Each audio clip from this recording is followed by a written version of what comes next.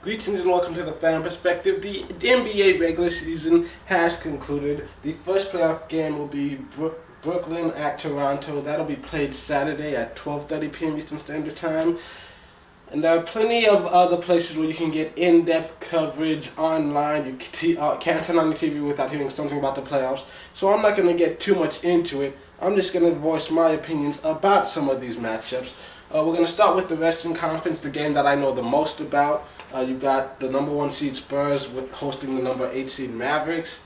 And there's conference rivals, their division rivals, their state rivals. We swept them during the regular season.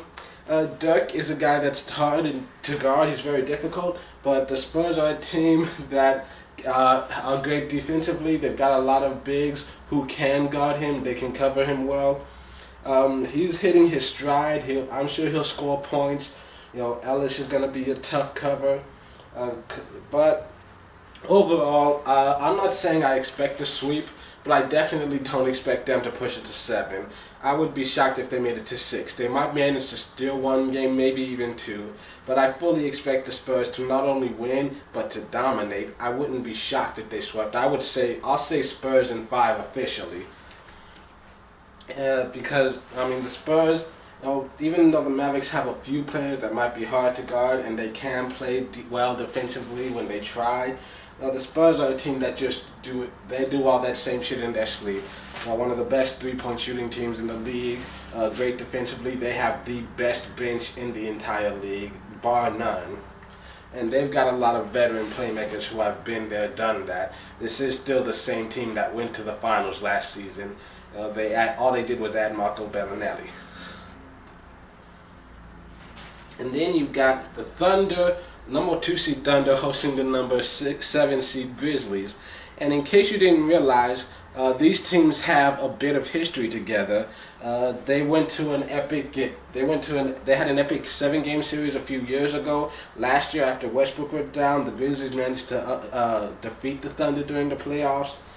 This year, during the regular season, the Thunder were 3-1 against the Grizzlies, but the one game that they did lose was the only game that Westbrook didn't play. So you have to figure that a full, healthy Thunder roster, with Westbrook, especially Durant, the way that he's playing, Sefolosha, Perkins, if they got a healthy, all their core together, you've got to expect the Thunder to pull it out. The Grizzlies, though, they play physical. They got great defense. They match up very well against them. You can see that. I can see them pushing it to 6 games, but I fully expect the Thunder to take care of business. And then you've got the 3 seed Clippers hosting the 6 seed Golden State Warriors. That's going to be an exciting one to watch. These teams have a history. They hate each other. There's a lot of violence on the floor. You can expect a lot of playmaking, quite a few technical fouls, maybe even a few flagrants. I don't expect this to be any less than 6 games. I could see it going to 7. It's hard to predict.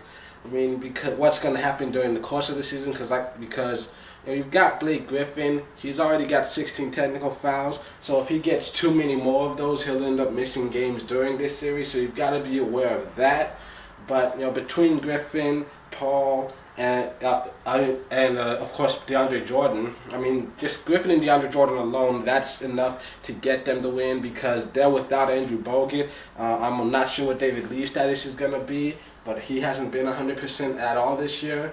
And I think that alone, being able to dominate on the interior, that will put the Clippers over the top. If they had a healthy Bogut, if they still had, they were able to do everything defensively, then I would say the Warriors might have an advantage because they've got great three-point shooting. But the Clippers, they've improved that three-point shooting. They've got a great defense, and the only thing they really do better is that they dominate on the interior with their big men, and that's something you've got to look for. Like DeAndre Jordan, if he's having double-doubles every game, if he's getting those 20-plus rebounds, if he's getting multiple blocks, then I fully expect the Clippers to come away with this one. But I think it's definitely going to be a back-and-forth series, and I feel like they'll more than likely just eke out the win instead of dominating. And then you got the Rockets at the Blazers. This one is hard. I mean, I'm going with the Rockets just because the Blazers, I don't trust them. They've been so inconsistent. The first half of the year, they were basically the best team in the league. Second half of the year, they were pretty much 500. I think LaMarcus Aldridge doesn't get enough credit for what he does. He deserves to be an MVP candidate. The Damian Lillard, of course, a great playmaker. Wesley Matthews, great development this season. The Rockets, on the other hand, obviously they've got a few future Hall of Famers. Dwight Howard, James Harden, Parsons has been playing on another level. Osik, he's had some big games as well, and that alone can give the Blazers some trouble. If Howard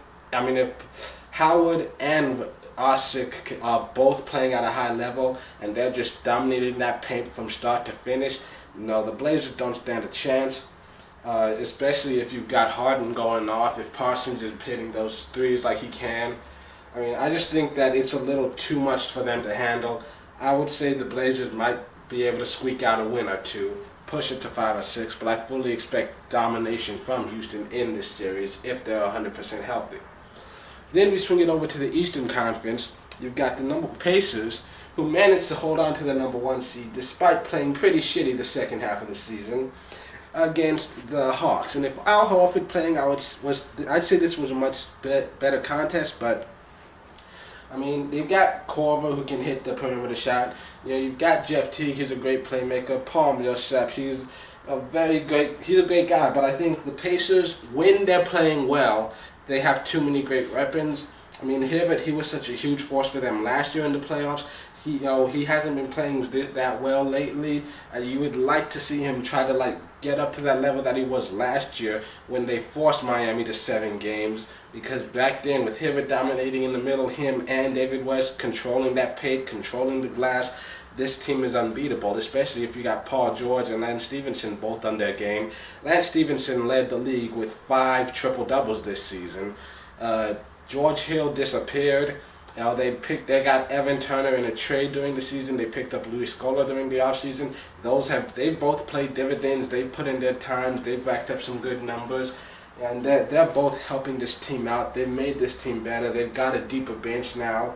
I fully expect them to win this, but Atlanta is going to put up a fight. This should be a 5 or 6 game series, unless, like I said, if the playmakers, if George Hill continues to be that non-factor, if Roy Hibbert continues to just sulk on the bench while everyone else is doing the hard work, then you can see I could see an upset happening. I don't expect it to happen because I think between George and Stevenson, and David West being the veteran leader he is, they've got enough weapons here that they should be able to easily dominate this series. And I'm also interested to see what happens with I can't believe I forgot his name, Andrew Bynum. I'm also excited to see what happens with him if he comes back and starts playing in the playoffs, because especially with Hibbert, the way he's been playing, I mean they could use that presence now, because Bynum, don't forget, he was once a really great player before all this shit started happening in recent years. And then you've got the number 2 seed Miami Heat and the number 7 seed Bobcats. The Heat, I think they swept the season series with the Bobcats, and you would fully expect them to be able to win. I mean, they're the defending champions, so they shouldn't be upset in the first round, but it is definitely a possibility just because Al Jefferson's been a beast. I feel like the past 2 or 3 months of the season, he's been the MVP. He's getting 30 points a game. He's getting double-digit rebounds. He's become a great leader for this team. He's always been a good playmaker, and I've always felt he was an underrated player. And he can attack the Heat where they're most vulnerable, which is that interior. I mean, they addressed that, picking up Greg Oden.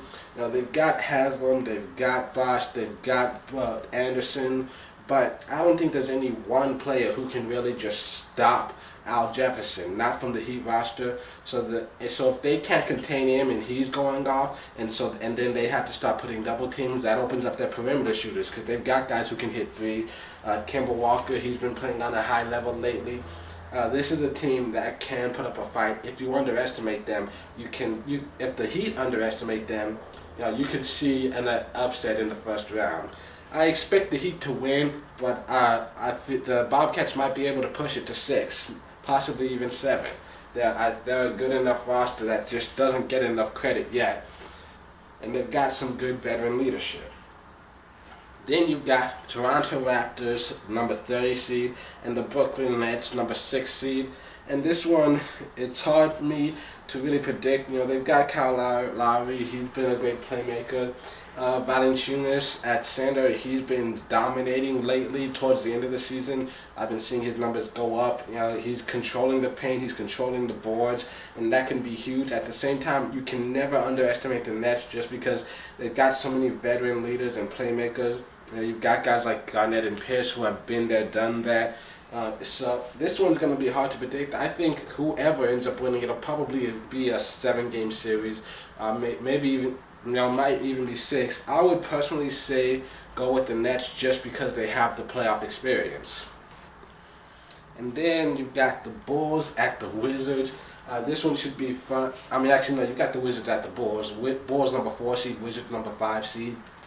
And this one should be fun to watch.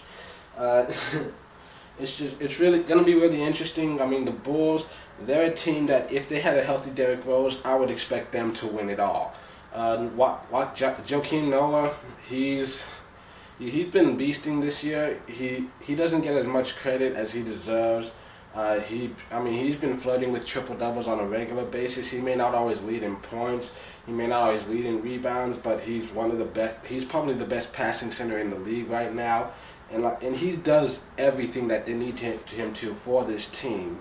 And Heinrich, he's a great leader out on the floor. You got Boozer, who, let's be honest, he's not playing at the same level that he used to be, but it's good enough to get him by. And then you have the addition of DJ Augustine. That's really helped their team. That's really boosted their offensive firepower, and he does well enough defensively. And then don't have Jimmy Butler as well. He's one of my favorite players in the league. He's not an explosive person offensively, but he can score points when you let him. And defensively, he does great on that side of the perimeter and interior. He can follow the ball handler, stay in front of him. This is a team that makes its mark on defense, and they're going to play defense from every single possession, from start to finish, every single game. And whereas the Wizards, I'm still kind of shocked that they're in the playoffs. John Wall is an explosive playmaker, but if they shut him down, that's pretty much the game for me. They've got Gortat and Nene, and they've got a lot of other players there who can make an impact. But I feel like with the Wizards, it begins and ends with John Wall, and they've got enough people on this roster who can shut him down. And I just think the Wizards aren't going to have enough to really combat what the Bulls are bringing.